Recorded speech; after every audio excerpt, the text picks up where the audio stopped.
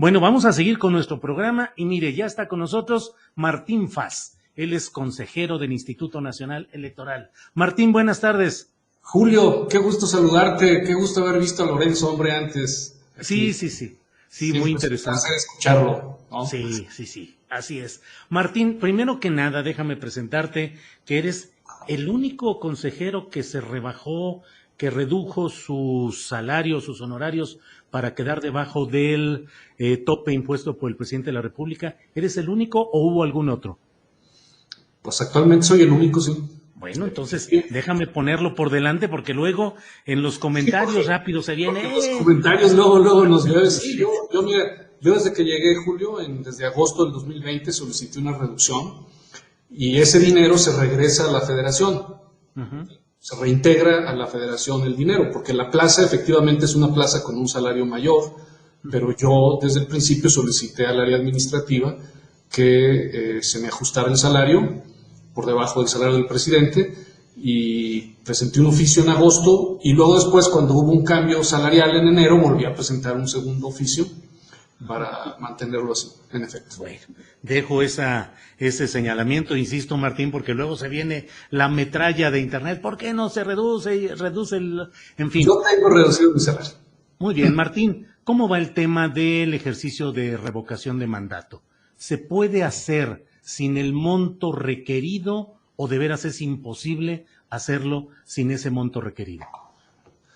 Pues sí está muy complicado, o sea, es decir, ahorita lo que estamos haciendo, Julio, es hacer un análisis para hacer ajustes, para ver ajustes presupuestales. El presupuesto del INE está compuesto por varias partes, espero no ser demasiado técnico, pero hay un presupuesto base, que es pues el que tiene que ver con salarios, rentas, comunicación, en fin, esa es una parte. Luego hay otro que tiene que ver con proyectos que se realizan, ¿no? Por ejemplo, un proyecto es las elecciones de las 6 elecciones estatales del próximo año, que no son siempre, pero que pueden variar, ¿no? El próximo año son 6, entonces ahí está incluido, esa es otra parte del presupuesto.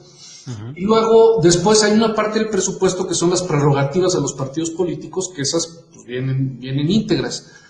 Entonces, efectivamente, por eso es que nosotros presupuestamos la revocación de mandato y también la posibilidad de una consulta popular porque eso no puede salir del presupuesto base ni tampoco de los proyectos y por eso, porque incluso también con ocasión de la consulta popular que se celebró el año pasado, que nosotros acudimos a la Corte nos dijo, es que ustedes tienen que presupuestar los posibles proyectos de consultas populares, en este caso de revocación de mandato, y por eso fue que nosotros presupuestamos cuál sería el costo de los ejercicios probables, de tal manera que en el presupuesto que nosotros solicitamos, solicitamos 3.830 millones para la revocación de mandato y 1.913 para la consulta popular, ante la posibilidad de que se realizaran ambos ejercicios. Y justo, pues precisamente, pues fue o sea, una cantidad muy similar es justo la que no nos dieron. Entonces, realmente, en los términos en los cuales quedó presupuestalmente hablando, con el presupuesto base y con el presupuesto de proyectos, no podría realizarse la consulta. ¿Qué estamos realizando ahorita? Estamos haciendo un ejercicio de reajuste para ver qué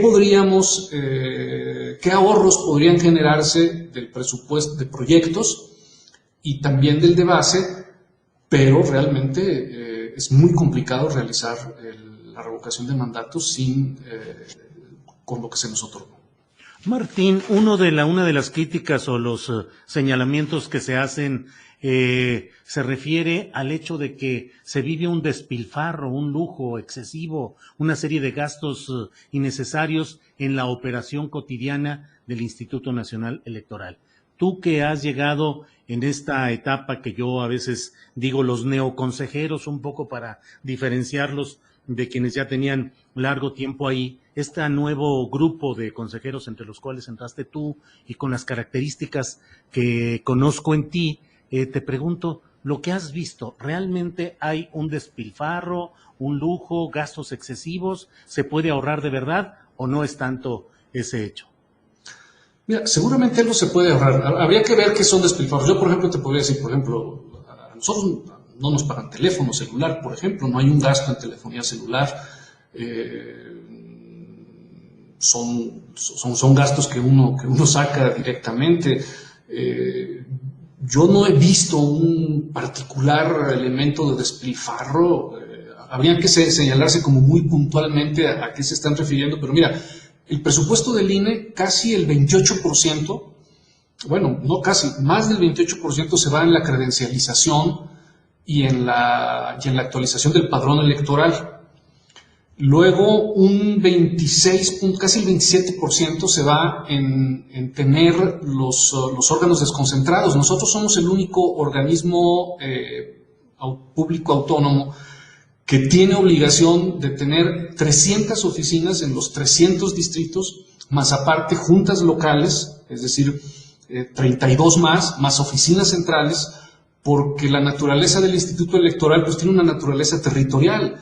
Hay algunos otros organismos públicos autónomos que tienen, si acaso, a lo mejor una oficina dentro de los estados, una representación, por ejemplo, dentro de los estados, pero no están obligados a tener una expansión territorial tan amplia como la que tiene el INE, y esa extensión territorial, que además implica no solamente tener oficinas en cada uno de los 300 distritos, sino en cada uno de los estados, pues nos lleva el 26.8% del presupuesto, ¿sí?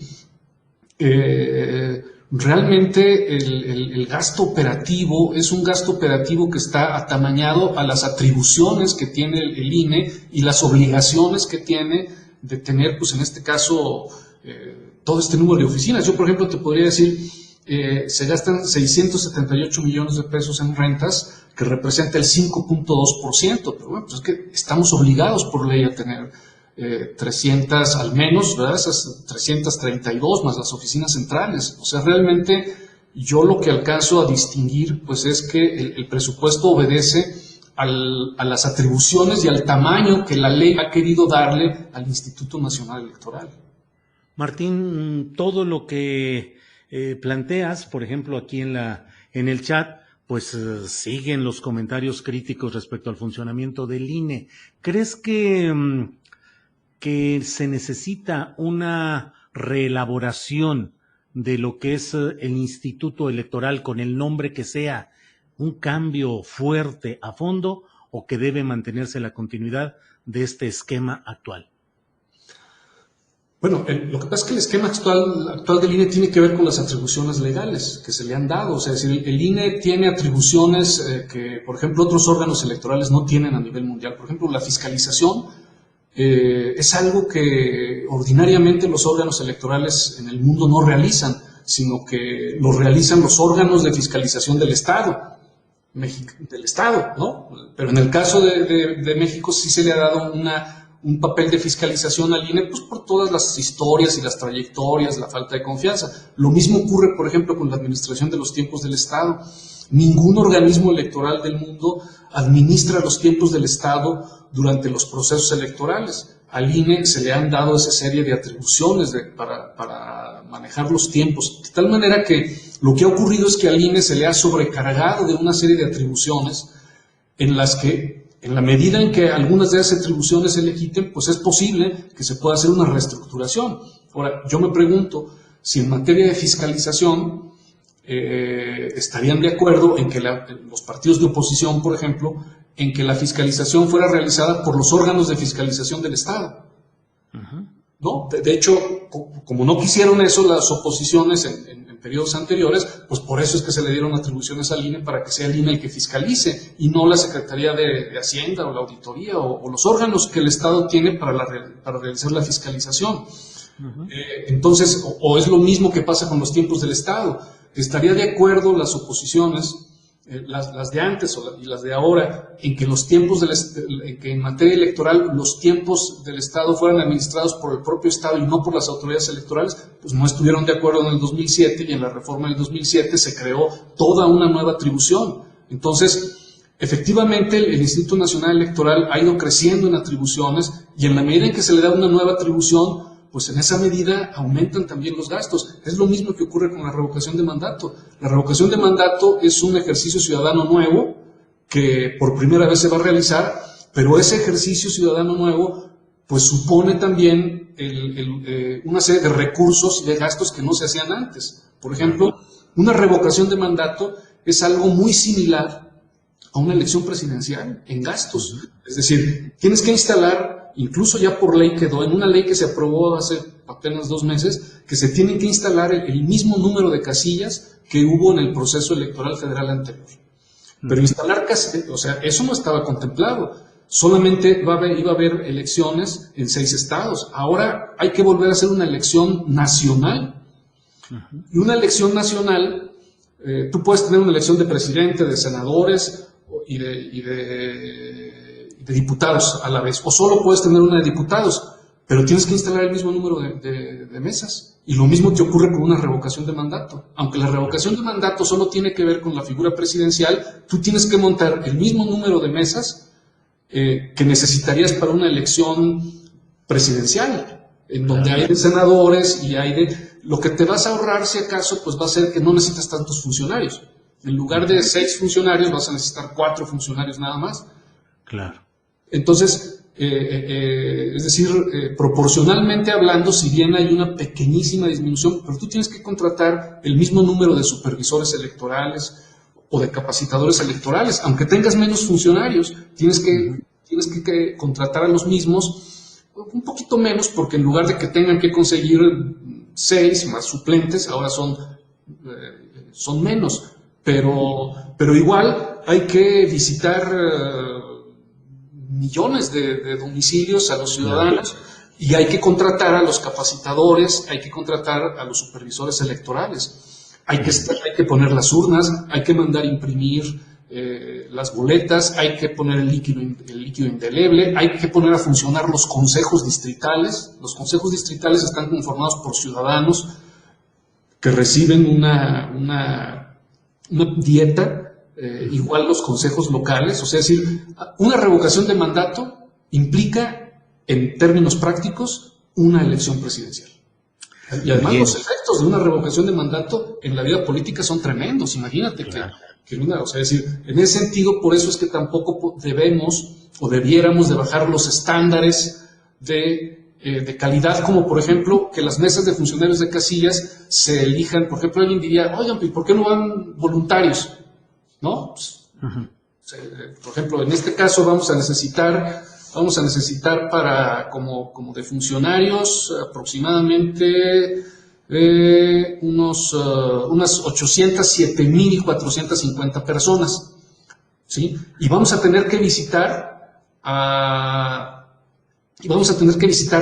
12 millones de ciudadanos para tener esas 807,450 funcionarios de casilla, a los que hay que pagarles una cierta cantidad, 500 pesos o algo, una cosa así, que es lo que tradicionalmente se ha pagado. Podría uno decir, oye, ¿por qué no se hacen voluntarios? Bueno, es que el modelo de elección constitucional de este país establece que los funcionarios deben ser electos a través de una insaculación, que tiene que ser de manera aleatoria, porque eso es lo que nos permite que vayan a llegar pues realmente de todo tipo. Si van puros voluntarios, pues a lo mejor nada más van a ir solamente de un solo movimiento político o de un solo partido, ¿verdad? El modelo constitucional así lo establece, y todo eso pues son gastos. O sea, realmente es una atribución nueva que se le dio al INE, y es una atribución que tiene que contar con un soporte presupuestal que no existía antes. Entonces, muchos están diciendo es que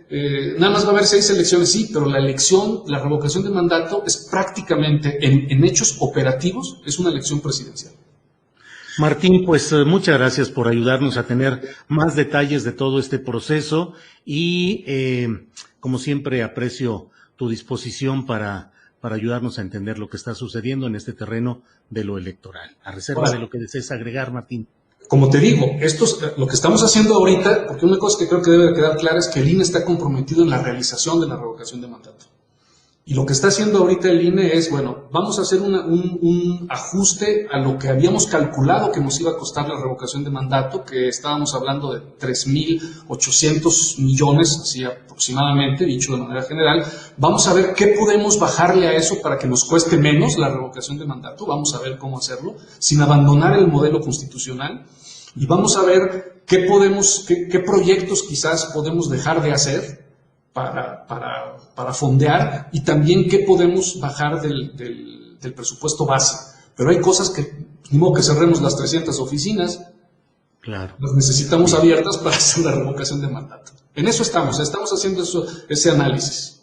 Martín, como siempre, muchas gracias y seguiremos atentos a lo que continúe en este tema. Gracias, Martín Faz. Tengo que saludarte, Julio. Hasta luego. Igual, hasta luego. Ha sido el consejero electoral, consejero del Instituto Nacional Electoral, Martín Faz, el único consejero que se bajó el sueldo desde que llegó, y bueno, pues ahí están sus opiniones y detalles sobre este tema. Son las 2 de la tarde con 3 minutos, 2 de la tarde con 3 minutos, y ya